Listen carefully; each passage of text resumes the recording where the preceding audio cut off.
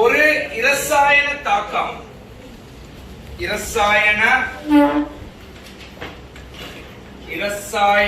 தாக்கம் சுயாதீனமாக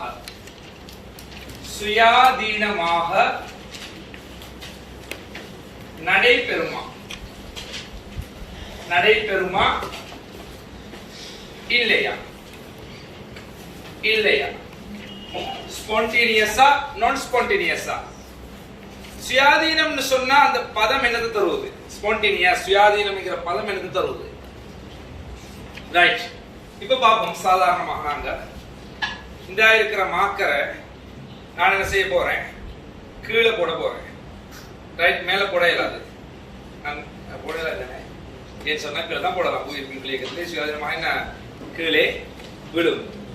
இப்ப நான் சப்போஸ் ரைட் நான் என்ன செய்யறேன்? இப்ப இந்த கீழே இருக்கிறத திரும்ப மேல வர வச்சா என்ன நீ மெஜிக்காரன்னு சொல்லுவீங்க. ஏன்னா அப்ப நீங்க வந்து என்ன, நான் இப்ப எங்களுக்கு கெமிஸ்ட்ரி கிளாஸ் நடக்கையில மெஜிக் ஷோ நடத்துறேன்னு சொன்னா என்ன அப்படியே கீழே இருக்கிறது என்ன அப்படியே மேல என்ன வரும். ஆனா நான் என்ன ஒரு ஃபோர்ஸ் ஒன்று கொடுக்காம மேல வந்தீங்க. நீங்க உங்களுக்கு தெரியும் அது என்ன ஃபோர்ஸ் ஒன்று கொடுத்தது தான் நீங்க என்ன மேல வந்திருக்குது. திரும்ப ஒருக்கா ரிவைண்ட் பண்ணி பாருங்க. நான் ஃபோர்ஸ் கொடுத்தது உங்களுக்கு விளக்கும். சரிதானே? ரைட். அப்ப இந்த இடத்துல எங்களுக்கு பாத்தீங்கன்னு சொன்னால் ஒரு சுயாதீன தன்மைங்கிறது உங்களுக்கு எல்லாருக்குமே தெரியும் ஒவ்வொரு சமயத்திலையும். சரியா? நாங்க மேலே இருந்து கீழே மேலே இருந்து பாஞ்சால் நான் சப்போஸ் காலை வைத்தால் கீழே தான் விழுவேன். தவறினால் மேல போக முடியாது. கீழே விழுந்து மேல போகலாம். அது வேற விஷயம். விளங்குதா? ரைட். அது நான் சொன்னது விளங்கிப்பீங்க. ரைட். ஓகே. அப்ப இந்த இடத்துல என்ன ஒரு தாக்கம், இரசாயன தாக்கம் சுயாதீனமாக நடைபெறுவதுங்கிறது நிறைய சந்தர்ப்பங்கள்ல எங்களுக்கு முக்கியம். அதை பத்தின அறிவு. சரியா? ஏன்னு சொன்னால் எங்களுக்கு தெரியும் இந்த இடத்துல ஒரு தாக்கத்தை நாங்க ஒரு சோடியத்தை நீர்ல போட்டால் அது தாக்குமா இல்லையா? என்ன ரைட்? எவ்வளவு வேகமாக தாக்குமேங்கிறது எங்களுக்கு இந்த இடத்துல தேவை. அது தாக்க வீதம், அது வெடிக்கிறது, அது வேற கதை. ஆனா அதுக்கு தாக்கம் நடக்குதா இல்லையாங்கிறது எங்களுக்கு எதை சொல்ல போகுது? இங்க நாங்க படிக்க போறோம். ரைட். ஒரு சோடியத்தை H2O போட்டா தாக்கம் என்ன நடைபெறும். என சுயாதீனமாக அந்த தாக்கம் நடக்குது.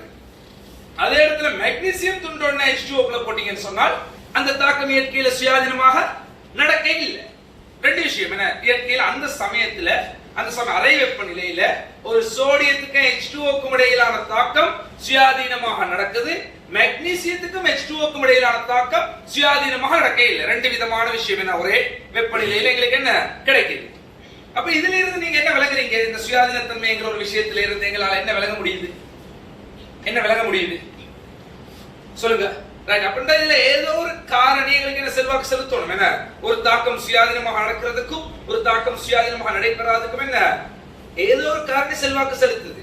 இந்த இடத்துல நான் ஏற்கனவே சொன்ன மாதிரி வேகத்தை பத்தி இந்த கதையை நாங்க கதை கேளாது. ரைட். அப்ப அது வேற. இப்போ உதாரணமா சொல்ல இரும்பு துருப்பிடித்தல் அது சுயாதீனம் நடக்குதா இல்லையா? சுயாதீனமாக தான் நடக்குது. அறை வெப்பநிலையில சுயாதீனமாக நடக்குது.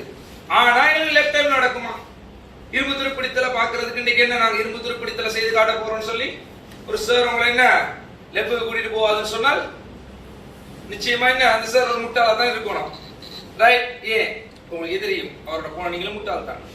காரணம் ஏன் அதை வந்து என்ன எங்களுக்கு முடியாது, பார்க்க முடியாது. துருப்பிடித்தலை என்ன சுயாதீனமாக நடைபெறுவது அந்த வெப்பநிலையில எங்களுக்கு கண்ணால அந்த லெஃப்ட் டைம்ல பார்க்க முடியாது. ஆனா கொஞ்ச நாளைக்கு பிறகு பாத்தீங்கன்னா என்ன ஒரு 3-4 நாட்களுக்கு பிறகு பாத்தீங்கன்னு சொன்னால் அது என்ன சில வேளை 3-4 நாட்கள் தூண்டப்பட்டால் இல்லாட்டி என்ன கொஞ்ச நாளைக்கு பிறகு என்ன எங்களுக்கு எந்த தூண்டலும் இல்லைன்னு சொன்னால் இந்த இரும்பு துருப்பிடித்தலை நீங்க என்ன பார்க்க முடியும். ரைட். இப்ப காரியத்தை வைரமா உங்களுக்கு தெரியும் எல்லாருக்கும். என்ன காரியம் வைரமாக மாறும்னு சொல்லி நாங்க படிச்சுட்டோம். என்ன காரியம் தான் வைரமாக என்ன மாறும். நீங்க என்ன செய்றீங்க? இப்பவே நான் சொன்னதை கேட்டுட்டு ஒரு பென்சில் கூறுன்னு எடுத்து என்ன வச்சிருக்கிறீங்க. எதிர்காலத்துல என்ன ஒரு வைரக்கல்லாக யாரு உங்களோட ஃபியான்சி கொடுக்கலாம்னு சொல்லி. ரைட். என்ன ரைட் கொடுக்கலாம்னு சொல்லி என்ன அப்போ என்ன பட்ஜெட் வைரம் அப்ப இப்பவே வச்சா என்ன எழுமா? ரைட். சரியா? நீங்கள இறந்து உங்களோட 20 பரம்பரைகள் இருந்தாலும் அந்த பென்சில் கூறு வைரமாக என்ன மாறி இருக்காது. அப்ப எங்களுக்கு தெரியும் பல கோடி ஆண்டுகள் என்ன போகும். அதுக்கு இப்ப இருக்கிற வைரம் நீங்க பாவிக்கிற வைரம் வந்து என்ன ரைட் யாரோ அப்போ உள்ள காரியம் வைரமாக மாறி இருக்குது இப்போ உள்ள வைரங்கள் என்ன சரியா அப்போ வந்து அது இயற்கையில சுயாதீனமாக நடக்குது ஆனா எங்களுக்கு அந்த தாக்கம் இயற்கையில சுயாதீனமாக நடக்குதுன்னு நாங்க சொல்ல போறோம் ஆனா அது என்ன அது வேகமாக நடக்க இல்ல அப்ப இங்க வேகத்தை பத்தி நாங்க என்ன பேச வர இல்ல இங்க வேகத்தை பத்தி நாங்க பேச வர இல்ல அப்ப ஒரு இரசாயன தாக்கம் சுயாதீனமாக நடைபெறுமா இல்லையாங்கிறது முதல்ல கருதப்பட்டது இது வெப்ப உள்ளுறையில தங்கி இருக்குது டெல்டா H தங்கி இருக்குதுன்னு சொல்லி அப்ப முந்தைய ஒரு காலத்துல சொன்னாங்க டெல்டா H வந்து என்ன மைனஸ் ஆக இருந்தால் புறவெப்பம் என்ன புறவெப்பம் அப்ப இந்த புறவெப்ப தாக்கங்கள் எல்லாம் சுயாதீனமாக நடக்கும்னு சொல்லியும் அகவெப்ப தாக்கங்கள் எல்லாம் சுயாதீனமாக நடக்காதுன்னு சொல்லியும் என்ன நம்பி இருந்தாங்க ஒரு காலமே இருந்தது சரியா அது உண்மையா ரைட் இப்போ உங்களுக்கு இந்த புறவெப்பம் அகவெப்பத்தை பத்தி நல்ல நாலேஜ் இருக்குது அப்ப உங்களுக்கு நான் கேட்கிறேன் ஒரு பனிக்கட்டி ஒரு ஐஸ் கியூப் ஒரு பனிக்கட்டி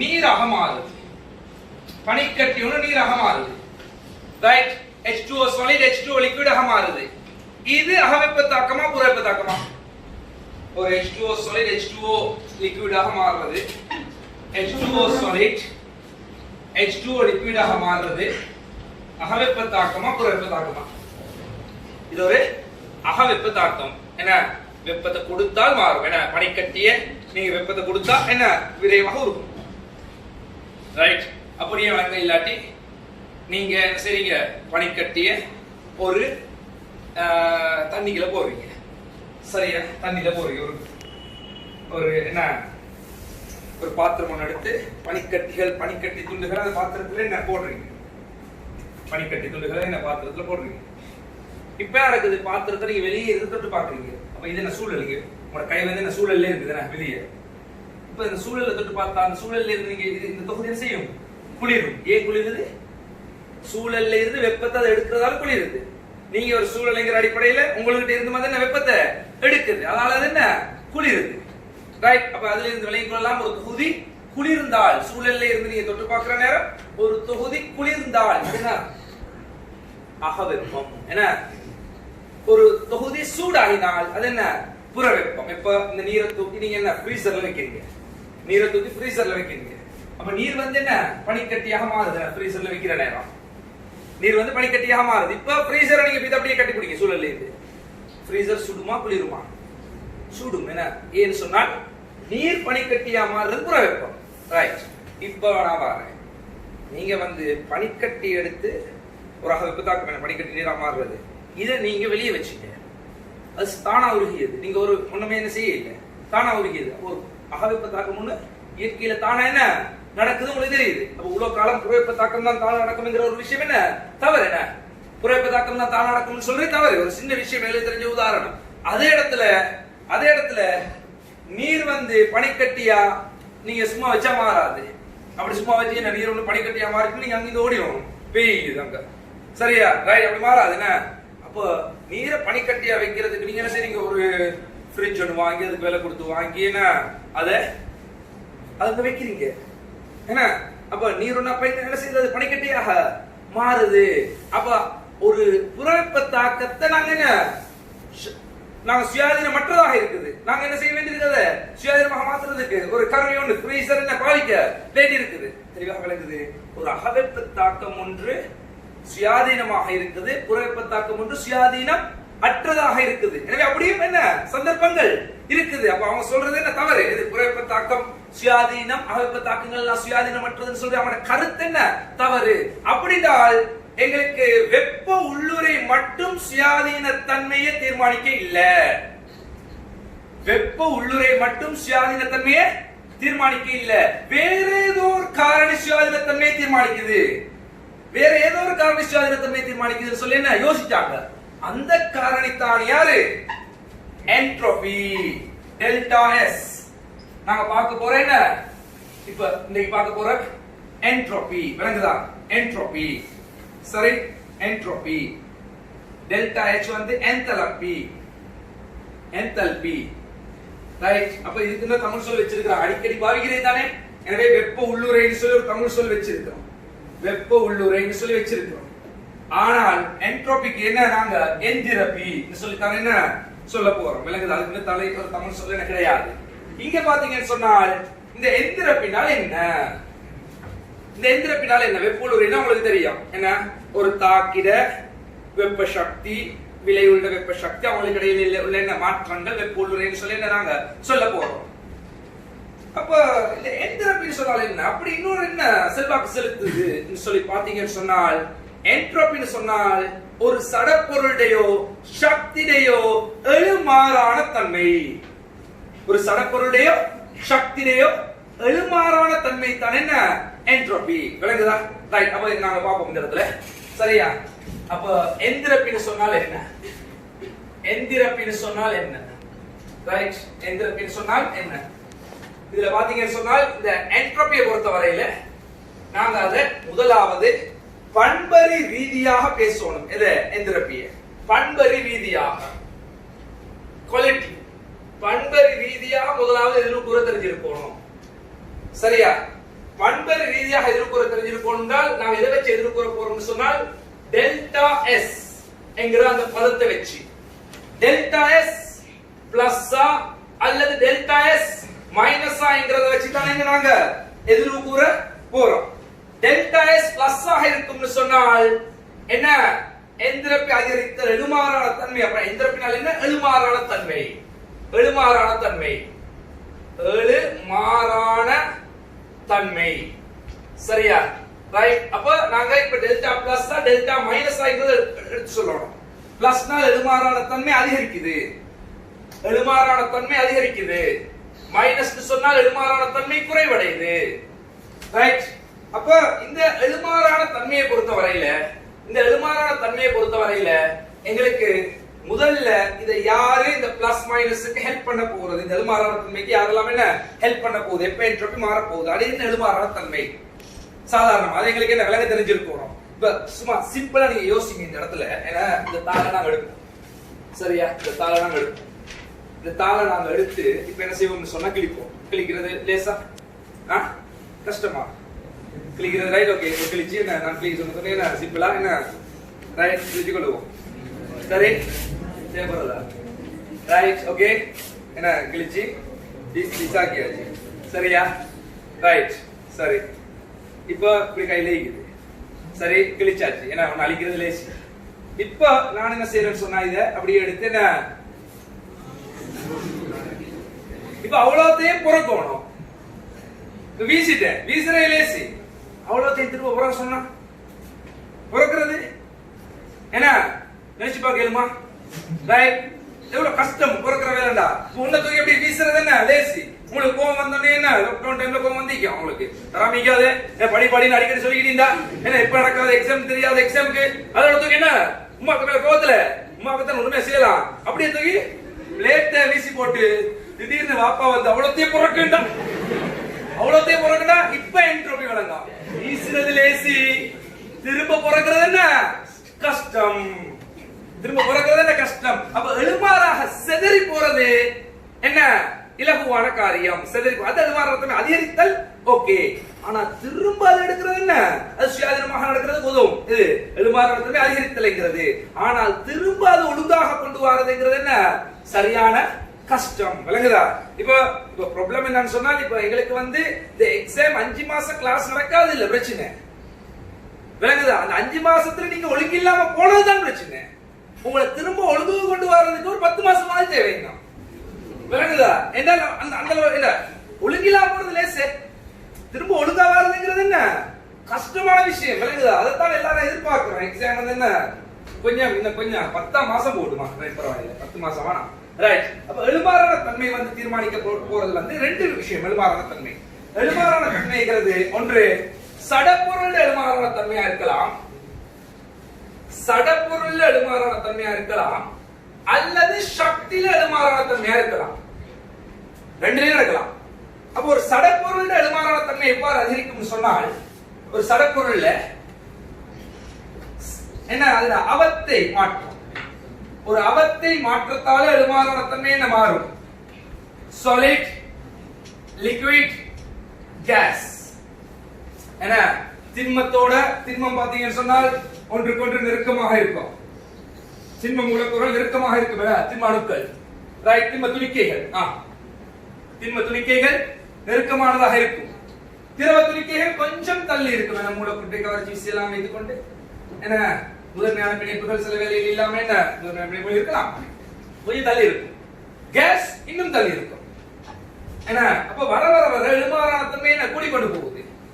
சாலிட் லிக்விட் கேஸ் சொல்லி என்ன எழுமாறான தன்மை கூடிக்கொண்டு போகுது. இப்ப விளங்கிச்சா என்ன காரணம்னு சொல்லி அகவெப்பமா இருந்தும் ஏன் சுயாதீனமாக நடக்குது? H2O சாலிட் H2O லிக்விடா மாறுது.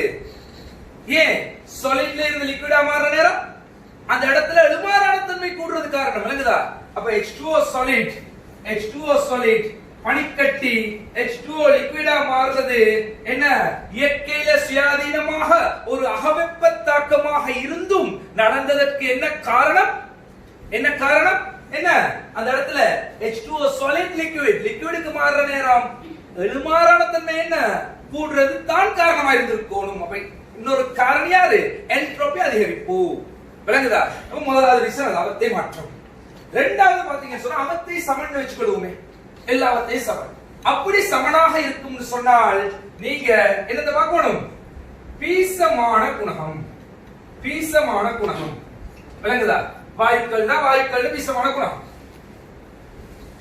பீசமான குணகம் வந்து அதிகரிக்கும் சொன்னால் அந்த இடத்துல என்ன எங்களுக்கு என்ட்ரோபி அதிகரிக்கும். உதாரணமாக நான் சொல்லுவோம் இந்த இடத்துல N2 case plus 3H2 case 2NH3 case இப்படி ஒரு தாக்கம். இந்த தாக்கத்துல தாக்கிட பக்கம் எங்களுக்கு இருக்குது 4 மூல் இருக்குது. விளைவுண்ட பக்கம் இருக்குது 2 மூல் இருக்குது. சரிதானே? தாக்கிட பக்கம் 4 மூல் இருக்குது, விளைவுண்ட பக்கம் 2 மூல் இருக்குது. சரி, அப்ப நீங்க சொல்லுங்க இந்த இடத்துல யாரோட பக்கம் மூல் கூட? தாக்கிட பக்கம் மூல் கூட, விளைவுண்ட பக்கம் மூல் குறைவு. சோ வாயுவாக இருந்தாலும் அந்த இடத்துல வாயுவோட எண்ணிக்கை மூல் எண்ணிக்கை என்ன செய்யுது? பீசமானத்தின் அடிப்படையில குறைவடையுது. பீசமானம் 4 பீசமானம் 2. விளங்குதா? ரைட். அப்ப அந்த அடிப்படையில இங்க சுயாதீனத்தன்மை என்ன குறையுது, எழுமாறான தன்மை குறையுது. ஆகவே என்ட்ரோபி என்ன மைனஸ். இந்த தாக்கத்துல என்ட்ரோபி மைனஸ். அப்ப சுயாதீனமாக நடக்கிறதுக்குள்ள வாய்ப்பு குறைவாக காணப்படுவது. என்ட்ரோபி மைனஸ் ஆக இருக்குது. ரைட். அடுத்தது மூன்றாவது சடப்பொருளோட விஷயம் தான் என்ன? கனவளவு. வாயுக்களா இருந்தா வாயுக்களோட கனவளவு தீர்மானிக்கும். சரி, வாயுக்களோட கனவளவு. உதாரணமாக சொல்ல போனா எங்களுக்கே தெரியும், ஒரு மூல் N2 இருக்குது, ஒரு மூல் N2 இருக்குது. ரைட். N2 இருக்குது. இது 1 டெசிமீட்டர் கனம் பாத்திரத்துல இருக்குது. இது 2 டெசிமீட்டர் கனம் பாத்திரத்துல இருக்குது. ஒரு ஆள் 1 டெசிமீட்டர் கனம் பாத்திரத்துல இருக்குது, அடுத்தவர் 2 டெசிமீட்டர் கனம் பாத்திரத்துல இருக்குது. எந்த பாத்திரத்துல இருக்கிறவருக்கு வந்து என்ன கூட? என்ட்ரோபி. நீங்களே சொல்லுங்க. சாதாரணமாக நீங்க வந்து என்ன செய்றீங்க சொன்னா சிங்கிள் பெட்ல சிங்கிளா படுக்கிறீங்க, டபுள் பெட்ல சிங்கிளா படுக்கிறீங்க. வேற 2 பேர் படுக்கக்கூடிய கிங் சைஸ் பெட்ல சிங்கிளா படுக்கிறீங்க. எங்க நீங்க சுயாதீனமா ஒரு பேர் படுக்கலாம்? டபுள் பெட்ல அப்படி நீங்க வந்து மல்லாக்கா இருந்து குப்பராக்குறோம்னா அப்படி ஒரு என்ன அப்படி வந்து அடுத்த பக்கத்துல பெறலாம். சிங்கிள் பெட்ல எப்படி பெறலாம்? இப்படி இருந்து அப்படி இப்படி என்ன அங்க போனீங்க தரையில இருக்கீங்க. ரைட். என்ன மூளை வந்து என்ன செய்யுது? உங்களுக்கு தூங்குற நேரமும் வேலை செய்யுது. உங்க மைண்ட்ல ஸ்டேட் தூங்குற நேரம் வேலை செய்யற மூளை வந்து படிக்கிற நேரம் வேலை செய்ய மாட்டேங்குதுன்னு சொல்லி ரைட் ஓகே வேலை செய்யும். ரைட் ஓகே சரியா? அப்ப அந்த இடத்துல என்ன இந்த ஒரு மூல் வந்து 1 டெசிமீட்டர் கணத்துல இருக்குது, ஒரு மூல் N2 2 டெசிமீட்டர் கணத்துல இருக்குது. யாருக்கு என்ட்ரோபி கூட, யாருக்கு எழுமாறான தன்மை கூட? 2 டெசிமீட்டர் கணத்துல வைக்கிறவங்க என்ன எழுமாறான தன்மை என்ன? விளங்குதா? Right okay. இப்போ காலையில 5 மணிக்கு என்ன ரைட் ரோட் உங்கள பக்கம் எந்த ஒரு வாகனமும் என்ன இருக்காது. ரைட். அப்ப வந்து என்ன ரோட்ல எழுமாறா போகலாம். அப்படி எழுமாறா போயிட்டு அங்கிட்டு பக்கம் போக வேண்டியது, அங்கிட்டு பக்கம் போயிட்டு குசால் மெடிசன் என்ன ரைட் அடுத்த பக்கம் போனவன் அடிச்சு தூக்கினது. ரைட்டா? தெரியுமா? இந்த பக்கம் போயிட்டு இல்ல அடுத்த பக்கம் போனவன் அடிச்சு தூக்கினது அதான். ஏன் எழுமாறா தன்மை கூட 2 பக்கம் ஒவ்வொரு துரத்திக்குது. அதான் விளங்குதா? ரைட். எனவே கனவளவு கூடினால் எழுமாறான தன்மை என்ன கூடும். என்ன ரைட் ஓகே. அப்ப சக்தியின் அடிப்படையில நாங்க சொல்லுவோம் இந்த இடத்துல 3 விஷயம் இங்க பார்த்தோம். மத்திய மாற்றத்துல சக்தி அடிப்படையில ஒரே ஒரு மாற்றம் தான் என்ன சக்தியை கூட்டினால் வெப்பநிலை கூட்டினால் இயக்க சக்தியை கூட்டலாம் என்ன வெப்பநிலை கூட்டுதல் எழுமாறான தன்மை கூடும் ரைட் வெப்பநிலையை கூட்டுதல் நீங்க வெப்பநிலையை கூட்டினால் என்ன நீங்க மூலக்கூற்று கவர்ச்சி என்ன இயக்கவியல் கொள்கை படிச்சிருக்கீங்க மூலக்கூற்று இயக்கவியல்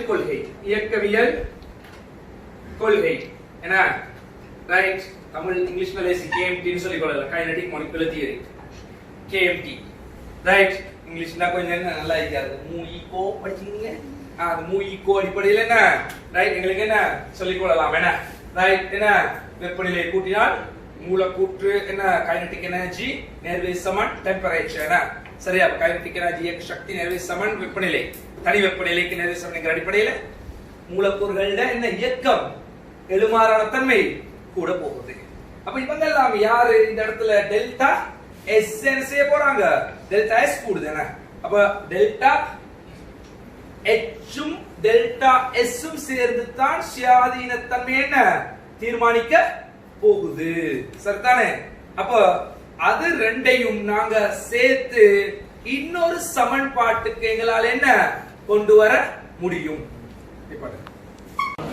இப்ப எங்களுக்கு தெரியும் டெல்டா எச் டெல்டா எஸ் இத தொடர்பு படுத்துறது எதை வச்சுன்னு சொன்னால் இந்த இடத்துல டெல்டா எச்சும் எங்களுக்கு என்ன காரணம் டெல்டா எஸ்ஸும் காரணம்னு நாங்க படிச்சிட்டோம் சரி ஒரு தாக்கம் சுயாதீனமான அப்ப எங்களுக்கு பண்பறு ரீதியாக சில விஷயத்தை சொல்லலாம் அப்ப பண்பறு ரீதியாகவும் அளவரி ரீதியாகவும் நாங்க நிரூபிக்கிறதுக்காக வேண்டி நாங்க பயன்படுத்த போற ஒரு சமன்பாடு இருக்குது அத கிப்ஸின் சமன்பாடுன்னு சொல்லுவோம் அது என்ன கொடுக்குதுன்னு சொன்னால் டெல்டா ஜி சமன் delta H minus T delta S என்கிறது தான் அந்த சமன்பாடு நேரடியாகவே அந்த சமன்பாடை நீங்க படிச்சு வைங்க டெல்டா ஜி என்கிறது என்னத்தை குறிக்குதுன்னு சொன்னால் கிப்ஸ் சக்தின்னு சொல்லுவோம் கிப்ஸ் சக்தி சரியா டெல்டா எச் வந்து வெப்ப உள்ளுறை என்தலபி டெல்டா எஸ் வந்து எந்திரபி கேபிட்டல் டி வந்து தனி வெப்பநிலை கெல்வினா வெப்பநிலை தனி வெப்பநிலை சரியா ரைட் இப்ப நாங்க இந்த மூன்று கணிதத்தை பத்தியும் சொல்ல போனால் இது நாங்க நியம நிலைங்கிறது வெப்பநிலை வந்து பொதுவாக என்ன எதையும் எடுக்கலாம் ஆனா நாங்க இங்க நியம நிலையில் எடுக்க போறது 25 பகைசி அடுத்தது வந்து என்ன வளிமண்டல அமுக்கம் சரியா இதுல இந்த டெல்டா ஜி நாங்க டெல்டா ஜி தீட்டான்னு சொல்லியும் டெல்டா எச் வந்து டெல்டா எச் தீட்டான்னு சொல்லியும் டி டெல்டா எஸ் தீட்டான்னு சொல்லியும் எங்களால என்ன எழுத முடியும் சரியா அப்ப இந்த டெல்டா எச் தீட்டாங்கிறது பாத்தீங்கன்னு சொன்னால் ஒரு தாக்கத்துல வெப்ப உள்ளுறை மாற்றம் என்ன வெப்ப உள்ளுறை மாற்றம் அப்ப நீங்க என்ன செய்யலாம் உங்களுக்கு டெல்டா எச் தீட்டா எப்படி வந்திருக்கும் delta H delta H theta எப்படி வந்திருக்கும்னு சொன்னால் டெல்டா எச் தீட்டா விளைவு அப்ப விளைவுல ஒன்றுக்கு மேற்பட்ட விளைவுகள் இருக்கலாம் என்ன அவங்களோட வெப்ப உள்ளுறையோட கூட்டுத்தொகை இப்படி போடணும் மைனஸ் டெல்டா எச் தீட்டா தாக்கி சாதாரணமாக எஸ்வின் விதியில எழுதுறது இப்படி ஏன் கழிக்க முடியுது எங்களுக்கு விளைவுல இருந்து தாக்கிய படிமுறைகள் எல்லாம் தேவையில்லையா தேவையில்லை காரணம் என்னன்னு சொன்னால் இவங்க ஒரு நிலை தொழிற்பாடு நாங்க படிச்சிருக்கிறோம் வெப்ப உள்ளுறையில இவங்க ஒரு நிலை தொழிற்பாடு டெல்டா எச் தீட்டா விளைவிட கூட்டுத்தொகை டெல்டா எச் தீட்டா தாக்கிட கூட்டுத்தொகைன்னு சொல்லி நாங்க என்ன விளைவிட கூட்டுத்தொகையில இருந்து தாக்கிட கூட்டுத்தொகை என்ன கழிக்க முடியும்னு சொல்லி நாங்க படிச்சிருக்கிறோம் வெப்ப உள்ளுறையில அது போலத்தான் டெல்டா எஸ் தீட்டாவும் விளங்குதா ஒரு நிலை தொழிற்பாடு தான் இதை எப்படி நாங்க விளைவுல இருந்து தாக்கிய கழிக்க முடியுமோ அதே போல டெல்டா எஸ் தீட்டாவை நாங்க என்ன டெல்டா எஸ் தீட்டா விளைவு மைனஸ் டெல்டா எஸ் தீட்டா தாக்கின்னு சொல்லி எங்களால என்ன ஒன்றில் இருந்து ஒன்று எங்களால கழிக்க முடியும் ஒன்றில் இருந்து ஒன்று என்ன கழிக்க முடியும் டெல்டா ஜி தீட்டாவும் என்ன அது போன்றுதான் என்ன ஒரு நிலை தொழிற்பாடு தான் என்ன இது ரெண்டு பேரும் நிலை தொழிற்பாடு அவர் நிலை தொழிற்பாடு தான் டெல்டா ஜி தீட்டா இதை நீங்க செய்யலாம் டெல்டா ஜி தீட்டா விளைவு மைனஸ் டெல்டா ஜி தீட்டா தாக்கின்னு சொல்லி என்ன எங்களால கழிக்க முடியும் டெல்டா ஜி தீட்டா தாக்கின்னு சொல்லி எங்களால என்ன கழிக்க முடியும் இப்ப எல்லாருமே என்ன நிலை தொழிற்பாடு. எல்லாரையும் எங்களுக்கு என்ன சொல்லலாம், நிலை தொழிற்பாடுன்னு சொல்லி என்ன சிம்பிளாக சொல்ல முடியும். அப்ப இப்ப எங்களுக்கு இதுல அவங்களோட அலகுகள் பாத்தீங்கன்னு சொன்னால் எங்களுக்கு டெல்டா ஜி தீட்டா உண்மையா எங்களுக்கு பாத்தீங்கன்னு சொன்னால் இது வந்து நாங்க கூட்டல் கழித்தல் செய்யற நேரம் அலகுகள் என்ன எல்லா பக்கத்திலே சமனாக இருக்கும்னு உங்களுக்கு தெரியும். அப்போ உண்மையா இதுல அலகு பாத்தீங்கன்னு சொன்னா டெல்டா ஜி தீட்டா நான் சொல்ல போறது வந்து சரியா கிலோ ஜூல் மூல் மைனஸ் 1 சொல்ல போறேன் இதனால சரியா. டெல்டா h தீட்டா அலகும் கிலோ ஜூல் மூல் மைனஸ் 1 சொல்ல போறோம் சரியா.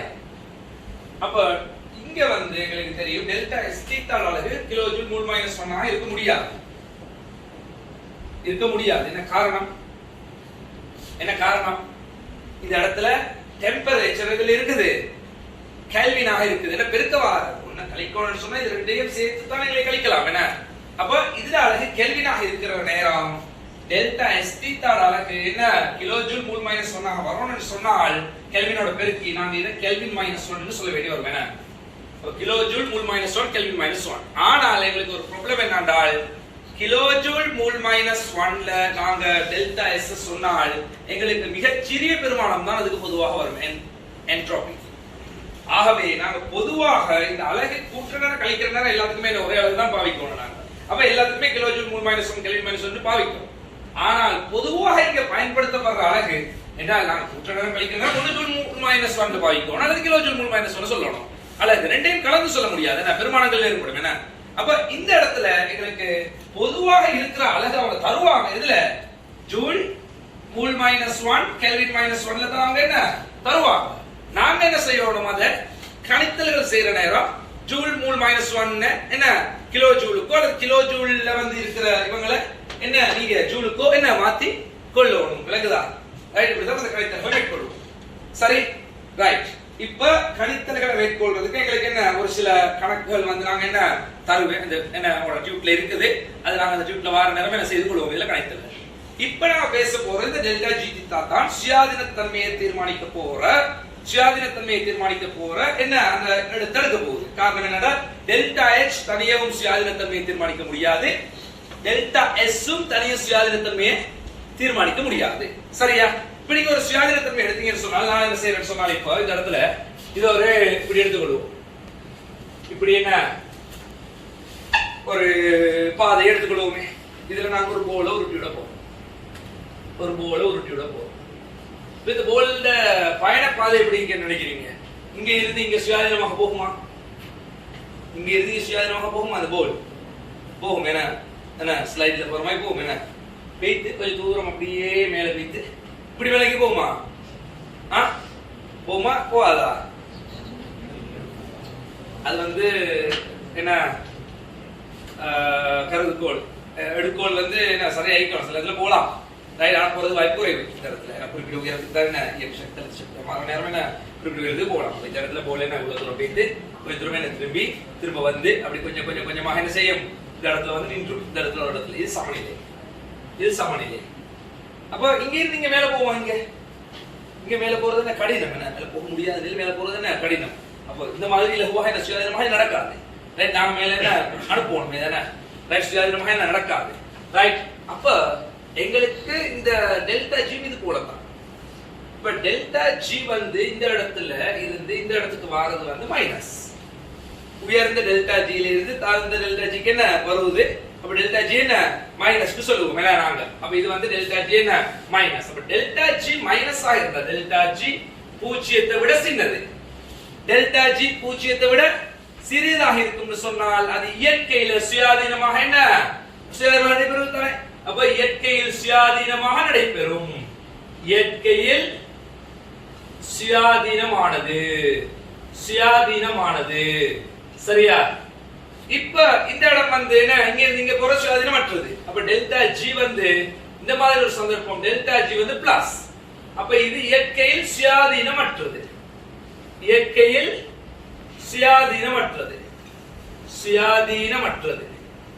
ரைட். இவர் யார்? இவருக்கு என்ன பெயர்? இந்த ஏரியாக்கு இவருக்கு தான் இந்த பூச்சியிடம் என்ன இவருக்கு தான் பேர் சமநிலை. இது சமநிலை தானே பிசிக்ஸ்ல நீ படிச்சிருக்கீங்க. இது என்ன சமநிலை அடைஞ்சிருக்குது, ஒரு சமநிலை. உறுதி சமநிலை அடைஞ்சிருக்குதுன்னா ரைட். அப்ப சமநிலையில டெல்டா ஜிங்கிறது என்ன? பூஜ்ஜியம். பூஜ்ஜியம். அப்ப சமநிலைன்னு சொன்னால் டெல்டா ஜி பூஜ்ஜியமாக இருந்தால் அதுக்கு பேர் என்ன? நாங்க சமநிலைன்னு சொல்ல போறோம். 46வது கேள்வி நினைக்கிறேன் இந்த மாதிரி 2019ல நாங்க அதை எதிர்காலத்துல பார்ப்போம். இப்ப நான் சும்மா சொல்றேன். 46வதுல 44 இருக்கும். என்ன எங்களுக்கு ஒரு வினாவும் வந்தது எப்படின்னு சொன்னால் ரைட் கூட்டுக்காரன் இந்த டியூப்ல இருக்காது சரியா, நாங்க வந்து அடுத்த டியூப்ல இருக்கோம். அப்ப கூட்டுக்காரன் கூட சீக்கிரம் வருமே என்ன ரைட். அப்ப அதுல வந்து ஒரு क्वेश्चन என்னன்னு சொன்னால் இந்த பொதுவாக வந்து என்ன இந்த டெல்டா ஜி வந்து இயற்கையில ஒரு தாக்கம் சுயாதீனமாக நடக்கணும்னு சொன்னா எப்பொழுதும் மறைபெருமானமாக காணப்படல் வேண்டும் கருத்துப்பட ஒரு கேள்வி வந்து சரியா இல்லையா? இயற்கையில சுயாதீனமாக ஒரு தாக்கம் நடக்கணும்னு சொன்னால் அது எப்பொழுதும் என்ன மறைபெருமானமாக இருத்தல் வேண்டும் சொல்லி ஒரு கூற்று வந்தது. நிறைய பேர் கன்ஃபியூஸ் ஆகிட்டாங்க. என்ன சரியா இல்லையா? அது கூற்று நீங்க எனக்கு சரின்னு சொல்லி ஆனா அது பிள்ளை என்ன அநியாயம். இப்பதான் அந்த முன்னுக்கு வச்சுக்கிறேன் டெல்டா ஜி மைனஸ் ஆயிருந்தா இயற்கையில் சுயாதீனமானதுன்னு சொல்லி ரைட். நான் எப்பொழுதும் சுயாதீனமானது எழுதாதாலையா என்ன அப்படி சொல்றேன் இல்லைன்னா ஏன் தவறு? ஏன் தவறுடா? சமநிலை சுயாதீனமாக நடக்காதா? அங்க டெல்டா ஜி என்ன மைனஸ் கிடையாது, டெல்டா ஜி பூஜ்ஜியம். என்ன சோ அந்த ஒரே ஒரு தலதுல இந்த சமநிலையுமே ஏதோ ஒரு சுயாதீனமாக நடந்தா சமநிலை அடைஞ்சிருக்கோம். டெல்டா ஜி பிளஸ் ஆயிருந்தா சுயாதீனமற்றது, டெல்டா ஜி பிளஸ் ஆயிருந்தா சுயாதீனமற்றது. ஆனால் டெல்டா ஜி என்ன இயற்கையில என்ன மைனஸா இருந்தா சுயாதீனமானதுங்கிற ஷுவர். ஆனா மைனஸா இருந்தால் தான் சுயாதீனம் இல்ல. அந்த இடத்துல பூஜ்ஜியமா இருந்தாலும் என்ன சமநிலை தாக்கமும் சுயாதீனமாகத்தான் என்ன நடைபெறும். எனவே அந்த குற்றப்பிள்ளை விளங்குது. அப்படி ஒரு குற்றமே நான் நேரடியாக கேட்டிருந்தாங்க. நிறைய மாணவர்கள் கன்ஃபியூஸ் ஆகியிருந்தாங்க 2019. சரி, அப்ப எங்களுக்கு இப்ப தெரியும் என்ன டெல்டா ஜி பத்தி நாங்க தெளிவாக என்ன பேசி போட்டோம். இப்ப எங்களுக்கு பண்பறி ரீதியாக இந்த delta G, delta H, delta S பத்தி சொல்ல எதிர்ப்பு தெரிஞ்சிருப்போம். இப்ப எங்களுக்கு தெளிவாக விளங்குது இந்த இடத்துல டெல்டா ஜி வந்து பிளஸ் ஆக இருக்கும்னு சொன்னாங்க ரைட். இந்த பாருங்க சரியா, நான் அழிக்கிறேன். சரி இருக்கட்டும். டெல்டா ஜி வந்து என்ன மைனஸ் ஆக வரணும்னு சொன்னா டெல்டா ஜி மைனஸ் ஆக வரணும்னு சொன்னால் டெல்டா எச் வந்து எப்படி எல்லாம் இருக்கும், எப்படி இருந்தால் எப்பொழுதும் டெல்டா ஜி சுயாதீனமாக நடக்கணும்னு சொன்னா எங்களுக்கு மொத்தம் 4 வகையான சந்தர்ப்பம் இருக்கலாம். 4 வகையான சந்தர்ப்பம் என்ன இருக்க முடியும் சரியா? இந்த சமன்பாடு இருக்கட்டும். சரி ரைட், எல்லாத்தையும் சேர்த்து அழிச்சு போட்டது ஒரு சமன்பாடு எழுதுவோம். ரைட் கவனிங்க. இப்போ இந்த இடத்துல டெல்டா ஜி சமன் delta H minus T delta S. எங்களுக்கு டெல்டா எச் மைனஸ் இருந்தா சுயாதீனம் சொல்லிட்டேன். இப்போ டெல்டா எச் வந்து என்ன பிளஸ் ஆ இருக்குது, delta H plus delta H minus, அல்லது டெல்டா எஸ் வந்து பிளஸ் டெல்டா எஸ் வந்து மைனஸ் ரைட். சமன் பிளஸ் சமன் மைனஸ் ரைட். இப்படி என்ன எங்களுக்கு 4 சந்தர்ப்பம் கருதும், 4 சந்தர்ப்பம் கருதும் ரைட். 4 சந்தர்ப்பம் வரலாம் ரைட். இப்போ இதுல எங்க எப்பொழுதும் சுயாதீனம் நடக்கும் நினைக்கிறீங்க? எப்பொழுதும் சுயாதீனம் எங்க? இந்த சமன்பாடு எடுத்து பார்த்து யோசிக்கலாம் ரைட். இதுல எப்பொழுதும் சுயாதீனம் நடக்கும்னு சொன்னா டெல்டா ஜி மைனஸா வந்தால் தான் எப்பொழுதும் சுயாதீனமா நடக்கலாம். அப்ப டெல்டா எச்க்கு மைனஸ் வரணும், கட்டாயம் மைனஸ் வரணும். டெல்டா எஸ்க்கு பிளஸ் வந்தாவா மைனஸ் வந்தாவா? இது மைனஸ் ஸ்ட்ராங்கா ஆகும். பிளஸ் வந்தா இது மைனஸ் டி டெல்டா எஸ் என்ன டெம்பரேச்சர் ஒரு 4 மைனஸ்ல வர முடியாது ரைட். எனவே டெல்டா எஸ் என்ன பிளஸ் ஆக வரணும். அது உங்களுக்கு தெளிவாக விளங்குதுனா? தெளிவாக விளங்குது. அப்ப எப்பொழுதும் சுயாதீனமாக வரணும்னு சொன்னா டெல்டா எஸ் வந்து பிளஸ் ஆக இருக்கணும், டெல்டா எச் வந்து மைனஸ் ஆக இருக்கணும். அப்ப இங்க தான் எப்பொழுதும் சுயாதீனம். இந்த சந்தர்ப்பம் தான் எப்பொழுதும் சுயாதீனம். சுயாதீனம் ரைட். டெல்டா எச் வந்து பிளஸ் ஆவ, டெல்டா எஸ் மைனஸ் ஆவனா அவ்வளவுதான். என்ன டெல்டா எஸ் வந்து டெல்டா எச் வந்து பிளஸ், டெல்டா எஸ் வந்து மைனஸ்னா மைனஸ் இன்டு மைனஸ் பிளஸ் ஆகிரும். எனவே டெல்டா ஜி எப்பொழுதும் பிளஸ். எனவே அப்படி ஒரு சந்தர்ப்பம் வந்தால் டெல்டா எச் வந்து பிளஸ் ஆகும், டெல்டா எஸ் வந்து மைனஸ் ஆகும் வந்தால் எப்பொழுதும் சுயாதீனமற்றது. எப்பொழுதும் சுயாதீனமற்றது. இந்த தாக்கம் வந்து என்ன சுயாதீனமா இருக்கிறதுக்கு என்ன வாய்ப்பு கிடையாது. எப்பொழுதும் சுயாதீனமற்றது. இப்ப டெல்டா எச் வந்து பிளஸ் ஆகவும் டெல்டா எஸ் வந்து பிளஸ் ஆகும். ரெண்டு பேரும் பிளஸ் ஆக இருக்குது. அப்ப அவன் சுயாதீனமாக நடக்குமா சுயாதீனமாக நடக்காதா? இப்ப நான் திரும்ப சொல்றேன். டெல்டா H வந்து பிளஸ் மைனஸ் ஆக இருக்கிறது. எப்பொழுதும் சுயாதீனம் எடுத்துக்காட்டுங்க. டெல்டா H வந்து மைனஸ் ஆக இருக்கிறது, அது சுயாதீனத்துக்கு விருப்பம். டெல்டா S வந்து பிளஸ் ஆக இருக்கிறது தான் விருப்பம். சோ டபுள் சைடு ரெண்டு பேருக்கும் எப்ப விருப்பம்? டெல்டா H வந்து மைனஸ் ஆகவும் டெல்டா S வந்து பிளஸ் ஆகவும் இருந்தால் இரண்டு பேருக்குமே சம்மதம். என்ன? இருவருக்கும் சம்மதம். ரைட்? அப்ப நிச்சயமா என்ன நடக்கும்? எப்பொழுதும் சுயாதீனமா என்ன நடக்கும்?